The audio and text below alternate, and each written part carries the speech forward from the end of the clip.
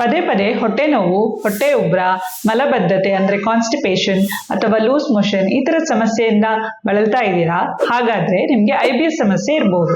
Irritable bowel syndrome ಇದಕ್ಕೆ ಮೂಲ ಕಾರಣ ಏನು ಅಂದ್ರೆ ಒಂದು ಸ್ಟ್ರೆಸ್ ಮತ್ತೆ ಆಂಗ್ಸೈಟಿ.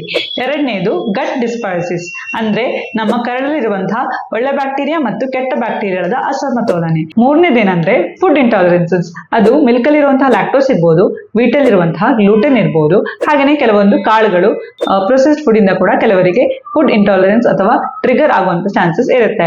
ಇನ್ನು ನಾಲ್ಕನೇದೇನಂದ್ರೆ ಲೈಫ್ ಸ್ಟೈಲ್ ಫ್ಯಾಕ್ಟರ್ಸ್ ಅಂದ್ರೆ ನಿಮ್ಮ ಇರ್ರೆಗ್ಯುಲರ್ ಸ್ಲೀಪಿಂಗ್ ಹ್ಯಾಬಿಟ್ಸ್ ಇರ್ಬೋದು ಅಥವಾ ಇರ್ರೆಗ್ಯುಲರ್ ಫುಡ್ ಹ್ಯಾಬಿಟ್ಸ್ ಇರ್ಬೋದು, ಮೀಲ್ ಟೈಮಿಂಗ್ಸ್ ಇರ್ಬೋದು, ಹೆವಿ ಮೀಲ್ಸ್ ಇರ್ಬೋದು, ಇದೆಲ್ಲ ಕೂಡ ನಿಮ್ಮ IBSಗೆ ಕಾರಣ ಆಗಿರ್ಬೋದು.